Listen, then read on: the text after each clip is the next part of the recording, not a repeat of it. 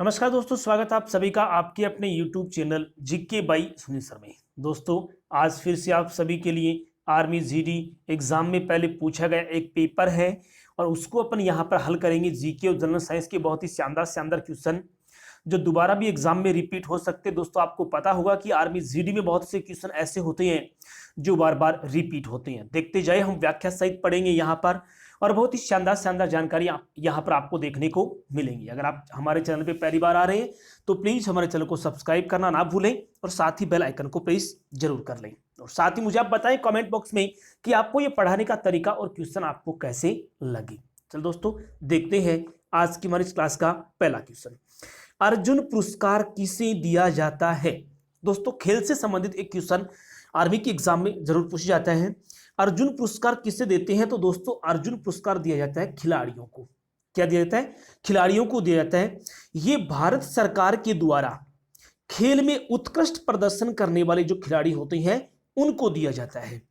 इस पुरस्कार की शुरुआत कब हुई? अर्जुन पुरस्कार की शुरुआत कब हुई? तो दोस्तों, अर्जुन पुरस्कार की शुरुआत सन 1961 में हुई है। ठीक है। अर्जुन पुरस्कार के तहत कितनी राशि दी जाती है? तो अर्जुन पुरस्कार के तहत 15 लाख की राशि दी जाती है। ये भी आपको यहां पर यादें रखना है। 15 लाख रुपए और एक अर्जुन की कांस्य की प्रतिमा दी जाती है और एक प्रशस्ति पत्र दिया जाता है। किस पुरस्कार में? किस पुरस्कार में? अर्जुन पुरस्कार में दिया जाता है। अपना तरीका यही रहेगा, एक क्वेश्चन में बहुत से क्वेश्चन एक साथ पढ़ाने का। आप साथ साथ में लिख भी सकते हैं कि अर्जुन पुरस्कार की शुरुआत कब हुई? 1961 में। कितनी राशि दी जाती है? 15 लाख। और क्या दिया जाता है? अर्जुन की कांस्य प्रतिमा। और भारत सरकार द्वारा उत्कृष्ट प्रदर्शन करने वाले खेलों के खिलाड़ी को दिया जाता है अर्जुन पुरस्कार। देख सकते हैं आपके सामने है दूसरा क्वेश्चन। देखिए, दूसरे क्वेश्चन की बात करें, कश्मीर घाटी का मुख्य शहर इसमें से कौन सा है? तो दोस्तों, कश्मीर घाटी का मुख्य शहर कौन सा है? श्रीनगर भी है, जो जम्मू कश्मीर की राजधानी भी रहता है।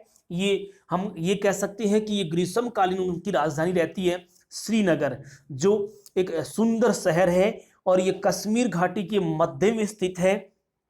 और दोस्तों, श्रीनगर जो है वो झेलम नदी के किनारे स्थित है और यहाँ पर एक प्रसिद्ध झील है शहर के बीचों बीच। उस झील का नाम क्या है? डल झील। डल झील आपसे पूछ जाए कहां पर है? तो श्रीनगर में है। वैसे तो पठानकोट भी जम्मू कश्मीर में है और कुपवाड़ा भी जम्मू कश्मीर में है, लेकिन कश्मीर घाटी का मुख्य शहर पूछा गया है तो वह कौन है? श्रीनगर है।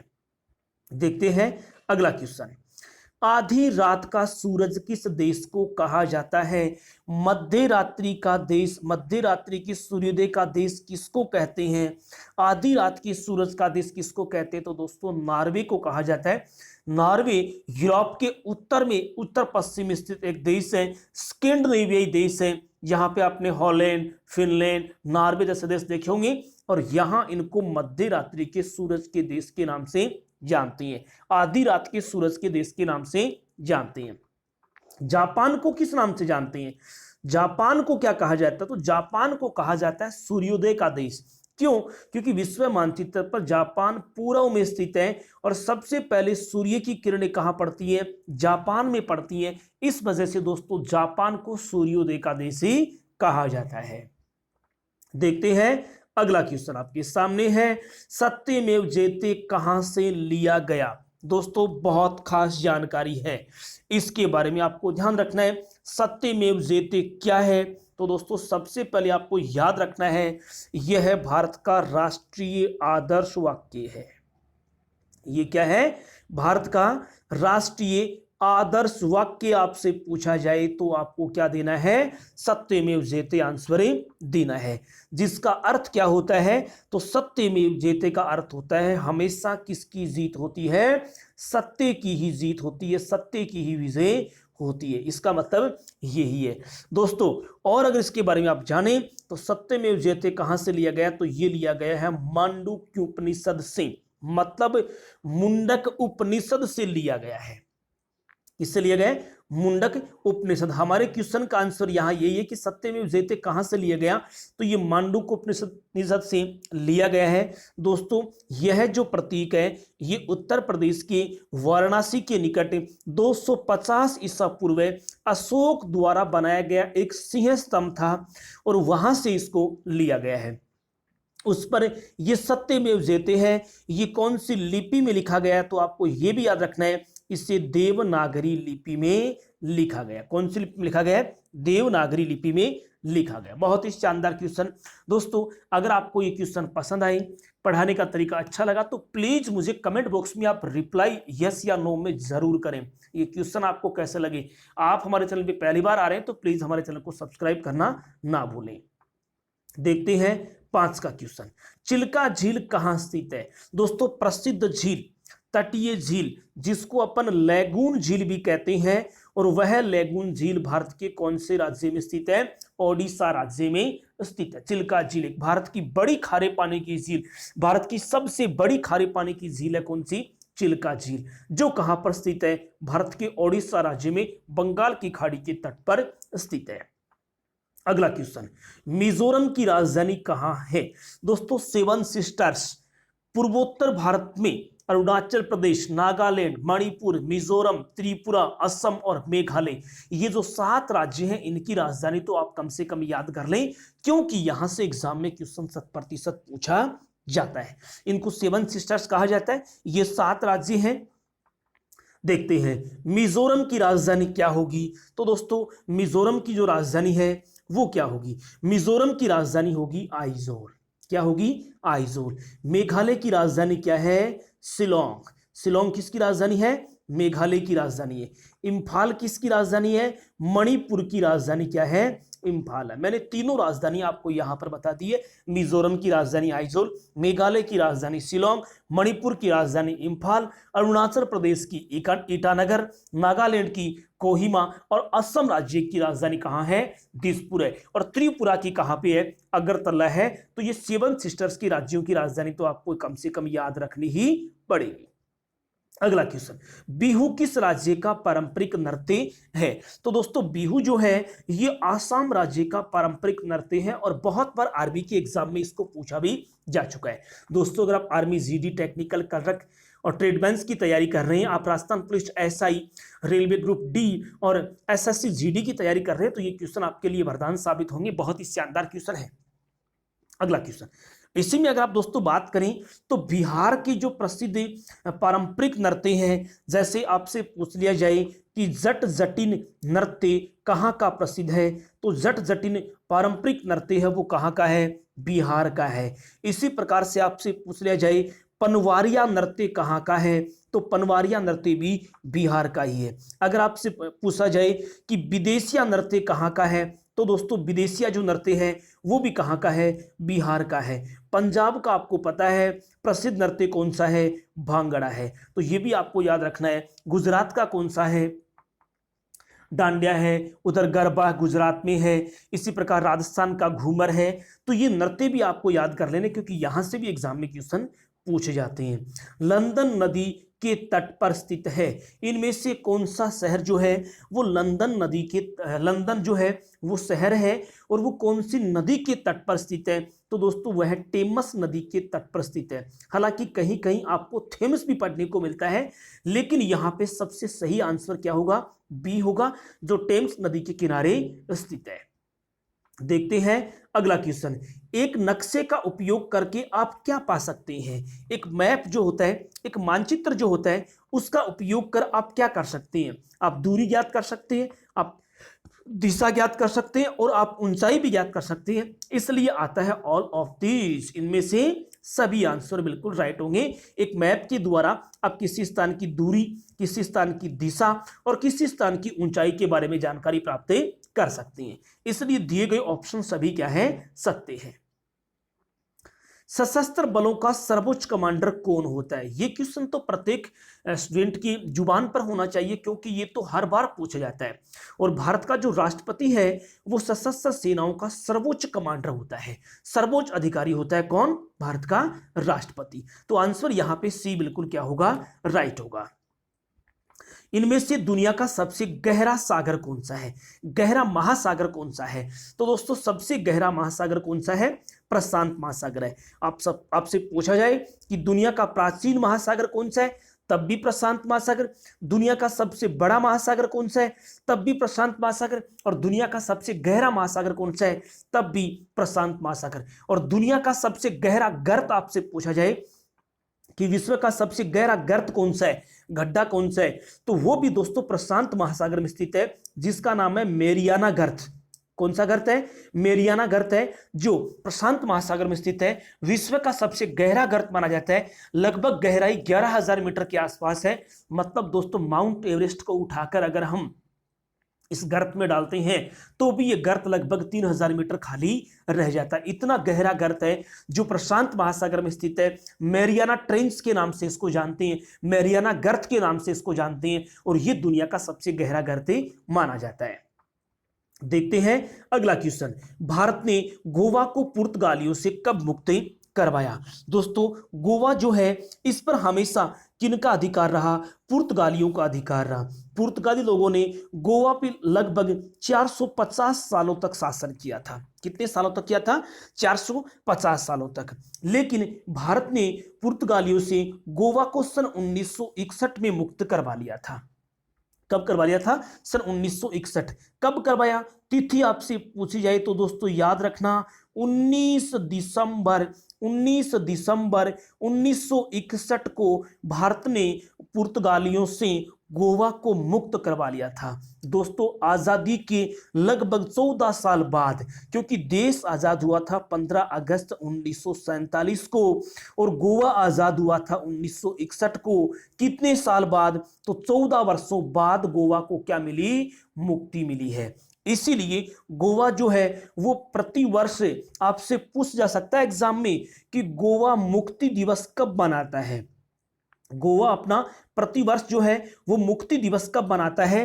तो दोस्तों गोवा प्रतिवर्ष 19 दिसंबर को अपना मुक्ति दिवस मनाता है, क्योंकि 19 दिसंबर 1961 को ही उसने किससे?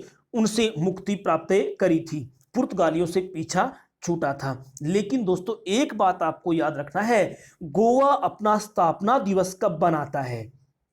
गोवा अपना स्थापना दिवस कब बनाता है? तो दोस्तों गोवा अपना स्थापना दिवस है वो प्रतिवर्ष 30 मई को मनाता है। ये बात आपको याद रखनी है। वो मुक्ति दिवस तो 19 दिसंबर को मनाता है, लेकिन अपना स्थापना दिवस कब मनाता है? 30 मई को मनाता है, क्योंकि 30 मई 1987 को गोवा को पूर्ण राज्य का अधिकार मिला था। एग्जाम में क्वेश्चन आपसे पूछ लिया जाए कि गोवा को पूर्ण राज्य का अधिकार कब मिला, तो गोवा को पूर्ण राज्य का अधिकार सन 1987 में मिला है और 30 मई 1987 को मिला।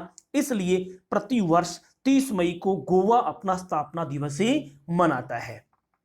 देखते हैं अगला क्वेश्चन। दोस्तों अगर ये क्लास और क्वेश्चन आपको पसंद आए तो प्लीज हमारे चैनल को सब्सक्राइब करें, बेल आइकन को प्रेस कर लें, और दोपहर 12 बजे इसी प्रकार के क्वेश्चनों का संग्रह प्रतिदिन मैं अपलोड करता रहूंगा। आप इसे देखते रहें और साथ ही अपने दोस्तों को शेयर करते रहें। लेकिन मुझे कमेंट बॉक्स में आप जरूर बताएं क्वेश्चन और पढ़ाने का तरीका आपको कैसा लगा, ये तो आपको जरूर करना है। अगला क्वेश्चन, पेरिस किस नदी के तट पर स्थित है? तो दोस्तों पेरिस जो है वो कौन सी नदी के तट पर स्थित है? ये तो सीन नदी के किनारे स्थित है। पेरिस सीन नदी के किनारे स्थित है। ठीक है, थेम्स अभी आपने बात करी थी, थेम्स नहीं है, वो टेम्स नाम है और उसके किनारे बसा है लंदन। और वोल्गा भी यूरोप में बहने वाली एक महत्वपूर्ण नदी है। देखते हैं अगला क्वेश्चन, राष्ट्रीय वनस्पति उद्यान किस शहर में है? राष्ट्रीय वनस्पति उद्यान दोस्तों लखनऊ में स्थित है। लखनऊ किसकी राजधानी है? लखनऊ उत्तर प्रदेश की क्या है? राजधानी है। लखनऊ कौन सी नदी के किनारे स्थित है? तो लखनऊ गोमती नदी के किनारे स्थित है। ये इतने क्वेश्चन आप याद कर लें। राष्ट्रीय वनस्पति उद्यान नेशनल बोटनिकल गार्डन कहां पर है? तो ये लखनऊ में है। लखनऊ उत्तर प्रदेश की राजधानी है जो गोमती नदी के किनारे स्थित है। और गोमती किसकी सहायक नदी है? दोस्तों गंगा नदी की सहायक नदी है। गंगा भारत की सबसे पवित्र नदी और भारत की सबसे लंबी नदी के रूप में जानी जाती है। देखते हैं अगला क्वेश्चन, 15 का क्वेश्चन, H1N1 क्या है? इसका मतलब ये भी कोई वायरस है और ये क्या है? स्वाइन फ्लू का वायरस है। जैसे वर्तमान में चल रही कोरोना महामारी है, इसी प्रकार से एक बार स्वाइन फ्लू भी आया था, जिसका मेन वायरस क्या था? H1N1 उसके वायरस के रूप में जाना जाता है। अब देखते हैं कुछ साइंस के क्वेश्चन यहां पर। इनमें से लाफिंग गैस कौन सी है? हंसने वाली गैस इसमें से दोस्तों कौन सी है? तो वो कौन सी है? Nitrous oxide. कौन सी है? Nitrous oxide. बहुत बार ये क्वेश्चन रेलवे आरआरबी में, आर्मी जीडी में, एसएससी जीडी में, बैंकिंग में, ये ऐसे क्वेश्चन बहुत बार दोस्तों पूछा चुका है कि लाफिंग गैस है नाइट्रस ऑक्साइड। या क्वेश्चन बन सकता है नाइट्रस ऑक्साइड क्या है? तो यह एक लाफिंग गैस है। देखते हैं अगला क्वेश्चन। एल्यूमिनियम का सबसे महत्वपूर्ण अयस्क क्या है? दोस्तों एल्यूमिनियम का महत्वपूर्ण अयस्क पूछा गया है, तो वह क्या है? बॉक्साइट है। भारत में बॉक्साइट का सर्वाधिक उत्पादन उड़ीसा राज्य में होता है। यह एल्यूमिनियम के अयस्क के रूप में जाना जाता है। देखते हैं अगला क्वेश्चन। आग बुझाने के लिए कौन सी गैस का उपयोग किया जाता है? आग बुझाने के लिए दोस्तों हमेशा याद रखना, कार्बन डाइऑक्साइड गैस का उपयोग किया जाता है। पानी के साथ क्या है? कार्बन डाइऑक्साइड गैस होती है जो आग बुझाने के उपयोग में ली जाती है। बहुत बार ये भी क्वेश्चन एग्जाम में पूछा जा चुका है। इनमें से कौन सा स्तनपायी जीव अंडे देता है? स्तनपायी जीव जो अंडे भी देता है वो कौन सा जीव हो सकता है? दीजिए इस क्वेश्चन का आंसर दोस्तों क्या होगा? इनमें से कौन सा स्तनपायी जीव अंडे भी देता है? 19 का क्वेश्चन है, आंसर होगा प्लेटिप्स। कौन है? प्लेटिप्स जो है ये स्तनपायी जीव अंडे भी देता है। अगला, लेप्रोस्कोपी किससे जुड़ा हुआ है? लेप्रोस्कोपी इनमें से किससे जुड़ा हुआ है? तो दोस्तों लेप्रोस्कोपी जो है ये किससे जुड़ा हुआ है? प्रसूति शास्त्र संचालन से जुड़ा हुआ है। गाइनोलॉजिकल ऑपरेशन से ये जुड़ा हुआ है लेप्रोस्कोपी। ठीक है, ये ध्यान रखना, पूछा जा सकता है। देखते हैं अगला क्वेश्चन। पदार्थ की चौथी अवस्था। दोस्तों हम पढ़ते आए हैं पदार्थ की 3 अवस्थाएं होती है, द्रव्य होती है, गैस होती है, ठोस होती है, लेकिन पदार्थ की एक चौथी अवस्था भी होती है और वह क्या होती है? प्लाज्मा होती है। क्या होती है? प्लाज्मा। तो सी आंसर यहां पे बिल्कुल क्या होगा? राइट होगा। बहुत बार ये आर्मी जीडी के एग्जाम में पूछा जा चुका है। इनमें से एक मिश्रित उर्वरक कौन सा है? मिश्रित उर्वरक इसमें से कौन सा है? तो दोस्तों मिश्रित उर्वरक है एनपीके। एनपीके, नाइट्रोजन, फॉस्फेट, इस तरह के उच्च उर्वरक इसमें मिले हुए होते हैं, इसलिए हम इसको मिश्रित उर्वरक के रूप में जानते हैं। देखते हैं अगला क्वेश्चन। गाय का दूध किसका समृद्ध स्रोत है? गाय का दूध इनमें से किसका समृद्ध स्रोत है? दोस्तों समृद्ध स्रोत मतलब अच्छा प्राप्त होता है। क्या प्राप्त होता है? तो विटामिन ए का समृद्ध स्रोत होता है गाय का दूध। तो विटामिन ए की कमी को पूरा करने के लिए हमें गाय का दूध पीना चाहिए। टाइफाइड बीमारी कहाँ होती है? किसमें? लीवर में, फेफड़े में, पेट में, आंत में, कहाँ पे होती है? तो दोस्तों टाइफाइड जो बीमारी होती है वो किसको डैमेज करती है? हमारी आंत को डैमेज करती रहती है, इसलिए बहुत खतरनाक बीमारी होती है कि टाइफाइड। देखते हैं अगला क्वेश्चन। 3 जड़ों का दांत इसमें से कौन सा होता है? 3 जड़ों का दांत होता है कौन सा? दाढ़ दांत होता है, मोलर दांत होता है, जिसमें 3 जड़ें मानी जाती है। देखते हैं अगला क्वेश्चन। लार किसके पाचन में मदद करता है? दोस्तों लार जो होती है ये स्टार्च के पाचन में मदद करती है। स्टार्च, आंसर डी बिल्कुल राइट होगा। बहुत बार पूछ जा चुका है। दोस्तों अगर आप हमारे चैनल पे पहली बार आ रहे हैं तो प्लीज चैनल को सब्सक्राइब करना ना भूलें, क्योंकि यहां पर आपको प्रतिदिन मिलेंगे जीके और जनरल साइंस के बहुत ही शानदार क्वेश्चन जो 100% एग्जाम में पूछे जाएंगे। देखते हैं अगला क्वेश्चन। आप सभी के सामने अगला क्वेश्चन है, कम दर्शिता की वजह क्या हो सकती है? कम दिखाई देने की वजह क्या हो सकती है इसमें से? तो दोस्तों कम दिखाई देने की वजह होती है रेटिना का कमजोर होना। आंख का जो रेटिना होता है जिस पर प्रतिबिंब बनता है, उस रेटिना के कमजोर हो जाने की वजह से हमें कम दिखाई देता है। एक वयस्क पुरुष मस्तिष्क का औसत वजन कितना होता है? एक वयस्क पुरुष के दिमाग का उसके मस्तिष्क का वजन कितना होता है? बहुत बार आ चुका है दोस्तों, 1350 ग्राम वजन होता है। एक वयस्क पुरुष के मस्तिष्क का वजन कितना होता है? 1350 ग्राम होता है। बहुत ही अच्छा और शानदार क्वेश्चन है। पानी का अधिकतम घनत्व किसमें होगा? कितने डिग्री सेंटीग्रेड पर पानी का अधिकतम घनत्व होता है? तो दोस्तों पानी का अधिकतम घनत्व होता है 4 डिग्री सेंटीग्रेड पर। बहुत बार पूछा गया था ये आर्मी जीडी में, 2-3 बार तो ये राजस्थान पुलिस के एग्जाम में पूछा चुका है, ये रेलवे ग्रुप डी के एग्जाम में पूछा चुका है। पानी का अधिकतम घनत्व होता है 4 डिग्री सेल्सियस। निम्नलिखित में से कौन सा रोग आमतौर पर हवा के माध्यम से फैलता है? कौन सा रोग आमतौर पर हवा के माध्यम से फैलता है दोस्तों? प्लेग, टाइफाइड, क्षय रोग, हैजा। तो इसमें से आंसर होगा सी, बिल्कुल राइट होगा कि क्षय रोग, टीबी जो होती है वो आमतौर पर हवा के माध्यम से फैल सकती है। अगला क्वेश्चन, वायुमंडल का ऊपरी हिस्सा ओजोन परत हमें किससे बचाती है? वायुमंडल का ऊपरी हिस्सा ओजोन गैस की एक परत होती है जो दोस्तों सूर्य से आने वाली जो हानिकारक पराबैंगनी किरणें होती है, जो अल्ट्रावायलेट रेज होती है, उनको पृथ्वी तक आने से रोक देती है ताकि पृथ्वी के तापमान में वृद्धि नहीं हो, हमारे लिए खतरनाक साबित नहीं हो। तो ओजोन गैस के अणु जो होते हैं वो ऊपर एक वायुमंडल में लेयर के रूप में क्या होते हैं? जमा होते हैं। देखते हैं अगला क्वेश्चन, हवाई विमानों में शुद्ध ईंधन होता है। हवाई विमान जो होते हैं दोस्तों उसमें शुद्ध ईंधन होता है। क्या होता है? तो मिट्टी का तेल। देखते हैं अगला क्वेश्चन, निम्न में से कौन ग्रंथि नहीं है? इनमें से कौन? तो दोस्तों पेट जो है वो कोई ग्रंथि नहीं है। जिगर, गुर्दे मतलब लीवर, किडनी और पाचन ग्रंथि हो सकती है, लेकिन पेट किसी प्रकार का कोई ग्रंथि नहीं होता। ज्यादा दूरी वाले फोटोग्राफी किसके द्वारा सुसाध्य बनाई जा सकती है? कि ज्यादा दूरी तक हम अच्छी फोटोग्राफी लें तो ये संभव हो सकता है, तो विजुअल लाइट से, प्रकाश के द्वारा हो सकता है। और दोस्तों आज का अंतिम क्वेश्चन है, पटाखों में हरी आग किसकी वजह से उत्पन्न होती है? तो पटाखों में हरी आग जो होती है बेरियम की वजह से उत्पन्न होती है। तो डी आंसर यहां पर दोस्तों बिल्कुल क्या होगा? राइट होगा। किसकी वजह से? बेरियम की वजह से होती है। डी आंसर बिल्कुल क्या है? सही है। दोस्तों आज की ये क्वेश्चन और ये पेपर आपको कैसा लगा मुझे आप कमेंट बॉक्स में रिप्लाई जरूर करें। आप अगर हमारे चैनल पे पहली बार आए हैं तो प्लीज चैनल को सब्सक्राइब करें और इसी प्रकार के क्वेश्चन आप हमारी प्लेलिस्ट से भी प्राप्त कर सकती हैं, वहां पर भी आपको शानदार शानदार क्वेश्चन देखने को मिलेंगे। तो दोस्तों आप सभी का बहुत बहुत धन्यवाद। आज के सिर्फ इतना ही। Thank you. जय हिंद, जय भारत।